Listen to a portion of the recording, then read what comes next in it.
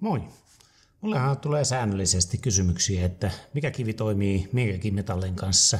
Ja itse asiassa ihan sama asia se meikäläistä kiinnostaa, sillä tännehän mulle tuodaan terotukseen kaikenlaisia veitsiä, pukkoja. Mä sitten lähdin oikeastaan niin kuin oman retkeilyharrastuksen parissa sitten niin kuin enemmän keskittymään tonne puukko-veitsi maailmaan, eli just tämmöisiin bushcraft survival tyylisiin tuotteisiin, ja niiden kautta löytyy itse asiassa todella paljon erilaisia metalleja, ja kaikki ei todellakaan ole helppo terottaa.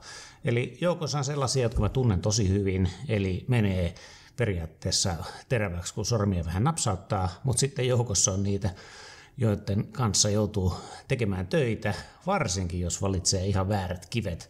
Ja vaikka mäkin tätä niin sanotusti melkein puolammattikseni teen, niin ei mullakaan ole ihan täysin selvä, mikä kivi toimii minkäkin kanssa parhaiten. Ja se vaatii yllättävän paljon semmoista treeniä, että löytää sen hyvän kombon ja hyvän työskentelytavan. Tuossa viikonloppuna testailin erilaisia kiviä erilaisten metallien kanssa, ja tiedossa mulla oli jo, että västikivi ja hiiliteräs, niin siinä on itse asiassa yllättävän hyvä kombo.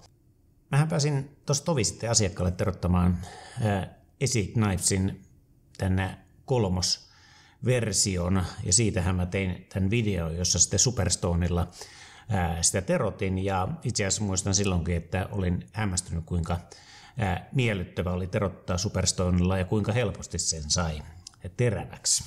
No siitä sitten innostuneena hankin itselleni tämän Esi 4, eli tämähän on pikkusen pidempiteräinen veitsi kuin se 3, ja samasta 1095 hiiliteräksestä, eli helppo terottaa.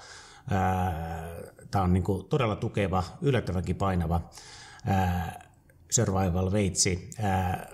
Istuu käteen todella hyvin, mä tykkään näistä pyöristetyistä kahvoista. Mä oon tässä kerännyt jo oppimaan, että yksi parhaista hiomakivistä tälle 1095 hiiliteräkselle ja hiiliteräkselle ylipäätänsä on västikivi. Eli kotimainen fyliitti. Västikivihän on ollut markkinoilla jo pitkään, ja kyseistä kiveähän on louhittu jo vuosisatoja, eli sinällään ei mistään uudesta tuttavuudesta ole kyse. Mutta yksi asia, mikä on suhteellisen uutta, eli tyypillisesti västikiven kivet, mitä markkinoilta löytyy tänä päivänä, on suhteellisen pieniä. Eli on paljon näitä tämmöisiä pieniä kiviä, ja jostain syystä mä en vaan ole pienten kivien ystävä. Eli mä haen sitä tehokkuutta, ja tehokkuus tulee ilman muuta isolla kivellä. Västikivelläkin on ollut tuotannossa pöytäkiviä ja muita vähän niin kuin isompia kiviä, mutta varsinaisesti tätä niin sanottua standardia kokoa ei ole löytynyt, ja viime vuonna tosiaan kehitettiin heidän kanssa kivi, joka on sitten about tämän standardin hiomakiven kokoinen. Tässähän mulla nyt on tämmöinen kivi, joka on noin 72 milliä leveä, 215 milliä pitkä ja 22 milliä paksu. Sillä ei varsinaisesti ole mitään merkitystä, että jos tämä kivi on yli pitkä, eli tämä puskurihan pystyy niinku liikuttaa täällä ihan haluttuun kohtaan, ja tämä kivi pysyy tosiaan paikallaan. Mulla on tämä toinen pää täällä kärki täällä stopperissa, ja tämä toinen pää lepää tämän puskurin päällä. Itsehän mä en näitä ole oikeastaan enää koskaan kiristellyt näitä ruuveja, eli sinällään mulla ei ole tarvetta, että onko se kivi siinä niin kuin kireesti kiinni vai ei. Eli ihan yhtä hyvin kivi pysyy paikalla, ei ole häirinnyt minun terottamisia mitenkään. Mutta tässä tapauksessa se mahtuu kivasti tonne väliin. Eli kuten mä tuossa äsken sanoin, niin mä tykkään tehokkuudesta, eli mä pystyn silloin terottamaan tällä täyskokoisella kivellä koko puukon kautta veitsen lapetta tehokkaasti, saamaan pitkät liikeradat, käyttää enemmän voimaan, ja varsinkin ehkä se kaikista tärkein asia, mä pystyn pitämään sen kulman oikeana. Eli just näiden pikkukivien kanssa, kun sä teet jollain hierovalla liikkeellä tai pitkittäen sitä terää, niin ilman muuta niin kun vaikeutuu tämä terottaminen. Eli en näe niin kun tarpeelliseksi tämän tyylisiä työkaluja, eli varsinkaan tuolla niin kun retkillä, eli mähän en mitään terotusvälineitä kanna mun maks 5 yön reissuilla, että kyllä mun puukko siellä kunnossa pysyy. toinen älyttömän hieno asia tässä västikivessä on, että sä et todellakaan helposti saa tätä kuopalle. Eli tasoittamisen tarve vähenee käytännössä. En nyt sano nollaan, mutta niin joka tapauksessa niin vähenee merkittävästi.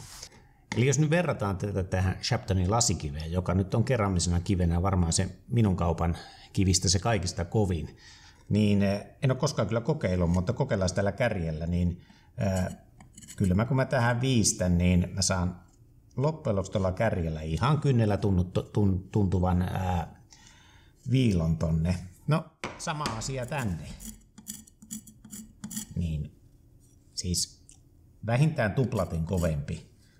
Kyllä mä tänne saan vaikka nimikirjaimet kirjoitettua, mutta ei uppoa läheskään niin helposti. Eli siinä on jo se merkittävä ero, että niin tämä västäkivi on varmasti niin kuin minun kaupan kivistä se kaikista kovin. No sehän tarkoittaa kestävyyttä ja tiettyä huollon helppoutta. No sitten se kolmas asia västikivessä on, tähän on täydellinen splash and go -kivi, eihän tämä vettä ime. Eli kun mä vettä laitan tuohon pinnalle, niin se on siinä ja voidaan lähteä liikkeelle.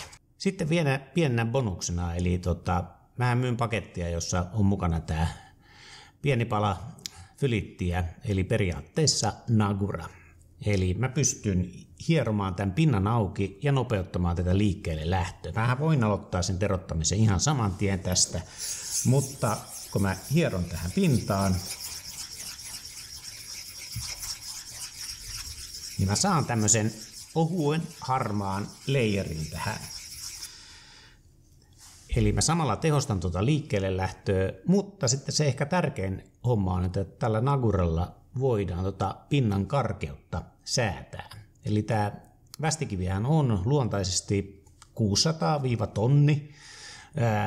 Mä en ole varmaan semmoista tonniyksilöä vielä edes nähnytkään, eli kyllä mä sanon, että niitä kun skraaduja katselee tuossa reunassa, niin kyllä se lähempänä sitä 800 tyypillisesti taitaa olla. Mutta kun sä tätä Naguraa hierot tuohon pintaan, niin sä saat hienojakoisempaa massaa siihen, jolloin sä pystyt itse asiassa pääsemään hienompaan lopputulokseen. Eli mulla on ollut tapana, että mä hieron saman tien tämän pinnan auki. No,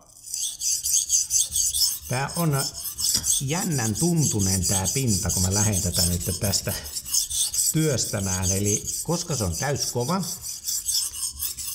niin se äänimaailmahan on ihan erilainen. Mutta mä todellakin huomasin tuossa, kun mä lähden tästä nyt terottamaan, niin mä huomaan heti, että niin kun tämä äänimaailma ja tuntuma on älyttömän niin kuin tavallaan kova. Siinähän ei varsinaisesti ole mitään vastetta, mutta tämä puree ja ottaa yllättävän hyvin tähän hiiliteräkseen. Mä muistan, kun mä ensimmäistä kertaa terotin tämän kyseisen veitsen, niin mä en todellakaan ollut niin kuin tyytyväinen siihen tehdasterään. Se oli itse asiassa yllättävänkin huono. Tähän vaihtelee kauheasti, että toisilla firmoilla ei ole tapana terottaa puukkojansa, veitsiänsä niin kuin teräväksi ollenkaan. Vaikka jossain videoilla nyt tätä esikin veitsiä on kommentoitu, että tehdasterä on niin kuin terävä, niin sanotaan, että vaikka mä en nyt kauhean kriittinen näihin asioihin ole, niin kyllä mä huomaan, että niin kuin, tää oli niin kuin yllättävän huono.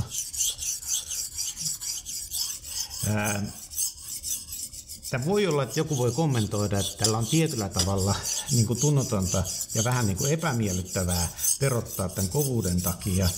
Kun mä vertaan siihen edelliseen videoon, missä mä Superstonella sitä Esi3 terotin, niin olihan se miellyttävää. Sehän oli semmoista niin kuin samettisen smoothia se liikerata ja se toiminta. Mutta niin mä sanon, että tämä on nopeampi. Jos mä nyt vertaan sitä tonni Superstonea ja tätä västikivi tonnia, puhutaan nyt tonnista, vaikka tämä vähän karkeampi on, niin kyllähän tämä niin kuin voittaa 6-0 sen nopeudessa. Se on ihan selvä.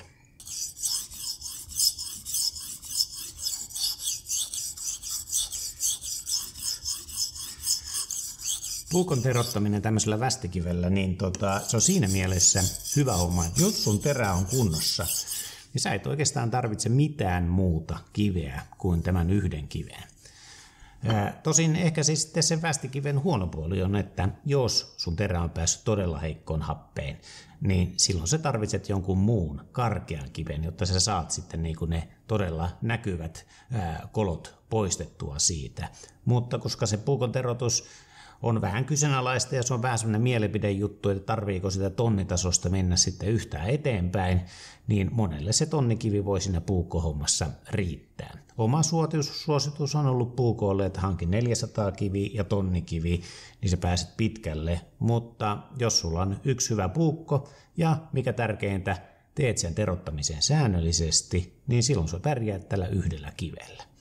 Eli jos kotimainen hiemokivi kiinnostaa, niin västikivi on älyttömän hyvä vaihtoehto, varsinkin hiiliteräkselle.